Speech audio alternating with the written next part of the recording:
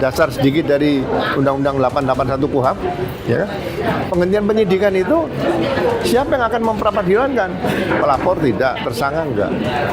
Polisi jelas yang melaksanakan itu juga masa mau memperadili diri sendiri kan nggak mungkin. Ya udah selesai. Nah sekarang begitu sudah selesai perkara dihentikan, apa bisa maju ke jaksa nih? Jadi yang maju ke jaksa ini perkaranya siapa? Kan aneh, sudah dihentikan masih ada yang maju. Apa ada laporan polisi baru juga nggak mungkin gitu. Ya kan? Kemudian waktunya itu tadi masalah kaitan dengan berkas perkara yang sudah dibikin oleh penyidik dan sudah dilimpahkan kejaksaan.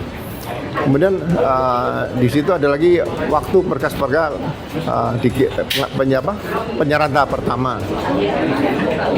Sampai sekarang kan nggak ada penyerahan tahap kedua karena nggak ada P21. Nah bagaimana mau P21 sudah ada penghentian penyidikan? Saya berani jamin nggak bisa P21. Kalau misalnya muncul P21, saya akan belajar sama jaksa. Dasar hukum apa dipakai berkas perkara yang sudah dihentikan penyidikannya masih bisa dilanjutkan penuntutan untuk maju ke sidang. Saya pengen belajar. Saya akan mencoba juga mendengarkan yang dikatakan oleh penasihat-penasihat hukumnya Pak Jokowi. Ya kan? Pertama, menggunakan penanganan kasus tersebut menggunakan hukum acara pidana yang lama. Saya setuju, karena itu di KUHP yang hukum acara pidana yang baru, Undang-Undang Nomor 20 Tahun 2025, memang pasal 361 huruf A menyatakan seperti itu.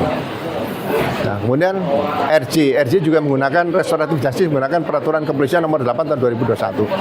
Ya, saya setuju karena masalah. Nah, menggunakan undang-undang yang baru, KUHP yang baru juga bagus kan masalah. Permasalahan sekarang, tiba-tiba ada restoratif justice. Ya, restoratif justice itu diatur dari peraturan kepolisian nomor 8 tahun 2021. Nah, kalau sudah ada restoratif justice, berarti ada penghentian penyidikan. Nah, kalau sudah ada penghentian penyidikan, berarti penyidikan kasus tersebut kan selesai. RJ. Ya kan? Kalau pakai KUHP yang baru, malah setelah dihentikan harus minta penetapan pengadilan supaya tidak bisa di pra-peradilan. Tapi kalau menggunakan peraturan kepolisian yang mengambil dasar sedikit dari Undang-Undang 881 KUHP, ya kan?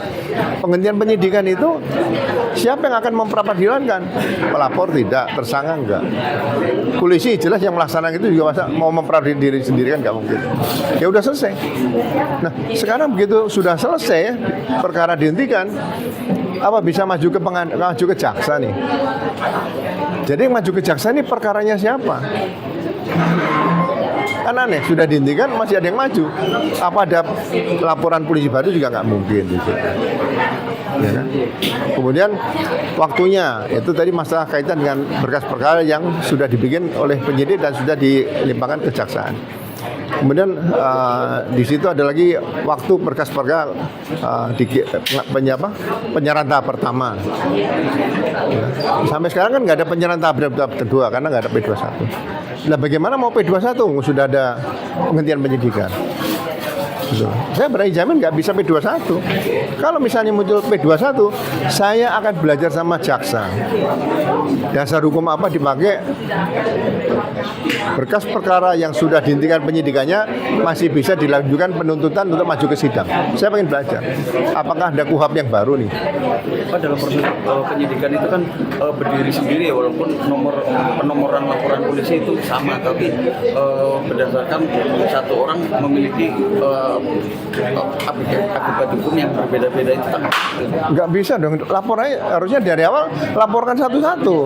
Satu laporan polisi, satu SPDP. Baru ada surat 8. Ya 8 orang, laporannya 8 dijadikan satu. Jadi harusnya dari awal satu orang satu laporan polisi. Nah, apakah ini akan ditutup dulu baru dibikin laporan baru lagi? Pak, akibat hukumnya apa sih Pak ketika proses ini sampai ke tahap P21? Kalau misalnya tidak ada RJ lah, tidak ada RJ ya.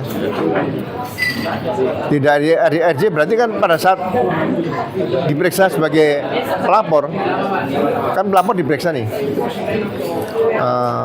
Bapak melaporkan tentang pasal pencemaran nama baik atau fitnah gitu.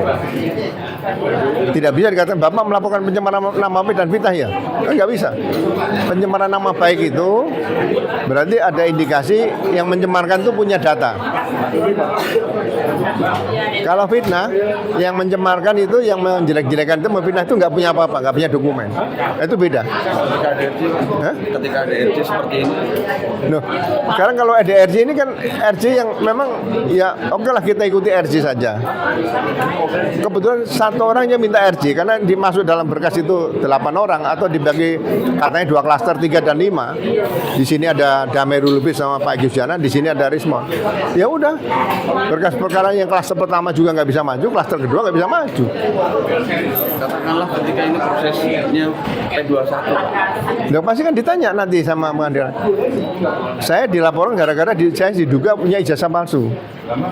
Tanya, ada ijazahnya asli nggak? Bisa nggak ditunjukkan? Ada pakai tunjukkan. Nah, coba para tersangka dicek ini ijazahnya benar nggak? Oh nggak benar, mas saya punya. Loh, kan debat di pengadilan nanti harus dibuktikan dulu. Oke, skorsingnya buktikan dulu ijazahnya asli atau enggak kan gitu. terus Pak, mengenai bukti-bukti kemarin kan disampaikan juga alat bukti yang diamankan salah satunya kan ijazah Pak Jokowi ya Pak ya. Diamankan? Ya kan disita ya bahasa hukumnya juga Pak. Ya kalau di polisi disita, kalau diamankan itu kan teroris diamankan itu kan mungkin gitu ya. Nggak ada teroris disita kan gitu. Tapi kalau naik dokumen ya disita. Artinya ijazah itu hasil kejahatan atau seperti apa? Lah, sesuai dengan pasal 48 masalah UHAP aja. Penyitaan itu kan berarti barang yang disita kan barang hasil kejahatan atau barang yang digunakan untuk melakukan kejahatan. Nggak ada barang bukti yang tidak melakukan kejahatan bisa disita misalnya gitu. Misalnya gini, sepedanya pelaku, padahal pelaku melakukan perbuatannya pakai mobil misalnya. Nah, sepedanya kan bukan alat kejahatan, mungkin mobilnya. Tapi pakai melakukan kejahatan misalnya pisau dan sebagainya. Nah ini yang jadi sangat rancu itu karena ijazah itu karena ada di kantor polisi. Dari awal seperti itu. Kalau dititipkan Kantor polisi bukan tempat titipan, Mas. Titipan sepeda itu biasanya Rp10 kalau zaman saya SMP itu. Titipan sepeda motor Rp25. Titipan mobil Rp50 zaman saya masih SMP loh ya. Itu titipan. Nggak bisa. Oh Pak nitip ke polisi nggak bisa. Oh untuk ke depan kasus ini akan seperti apa? Kalau Bapak melihat dari basis hukumnya. Ya kan sudah dihentikan penyidikannya yang diterima oleh SP3-nya oleh Pak Egy Sujana, Damerul Lubis sama Rismon. Udah. Satu SP3 berlaku semua. Menurut Bapak kasus ini seharusnya sudah close ya? Sudah selesai. Jadi 2 SP3 itu untuk klaster yang pertama Pak Egy Sujana sama Damerul Lubis. SP3-nya Rismon untuk klaster yang ketiga. Berarti udah ditutup semua udah. Bapak sudah monitor adanya sprindik baru ya Pak ya? Iya. Itu bagaimana Pak? Kalau banyak kan ada beberapa sprindik ya Pak ya yang baru ya? Ya gini, saya banyak diskusi gitu loh. Apa bedanya sprindik sama SPDP? Jadi kalau ada peristiwa kejadian yang dilaporkan baik oleh polisi yang datang ke TKP itu laporan model A atau masyarakat yang datang ke polisi itu laporan model B. Ya. Kemudian itu dicari-cari unsurnya dulu, cari-cari buktinya cukup nggak? Oh ini ada dugaan pidana, ya kan? Langsung terbitkan saja SPDP. Konsekuensi logis dari adanya laporan polisi mau dilakukan penyidikan atau penyelidikan, terbit SPDP. SPDP langsung kirim ke JPU maksimal 7 hari. Nah, setelah ada SPDP, apakah akan ada sprindik? Bisa terbitkan sprindik, karena SPDP itu surat pemberitahuan dimulai penyidikan. Tapi kalau nanti setelah SPD mau diterbitkan surat perintah penyidikan, saya nggak melarang, setuju, nggak ada masalah. Jadi sprindik itu harusnya ada SPDP. Jadi sprindik ini berdasarkan SPDP. Nah, kalau ada sprindik baru, ini dasarnya apa? Apakah sprindik lama salah? Nah, kalau sprindik lama yang salah, berkas yang menggunakan sprindik lama ini administrasi penyidikannya, kan berarti cacat hukum nih, harus dibongkar semua nih, ditarik kembali, diterbitkan dari SPDP tadi tergunakan, ini sprindik baru dengan pernyataan di situ sprindik lama dinyatakan tidak berlaku. Nah, mulai lagi manggil saksi-saksi lagi, mulai setahun lagi. Jadi administrasi penyidikan itu bukan hal yang asal-asalan begitu, bukan. Ada konsekuensi hukum yang harus diterima kalau kita membuat sprindik baru seperti itu. Pak, kalau tadi kan Bapak bilang kalau nanti masuk di persidangan ijazah ditanya asli atau enggak. Kemudian kalau dia bilang katakan asli, yang mengeluarkan yang mengeluarkan menyatakan ahli. Iya, BMA.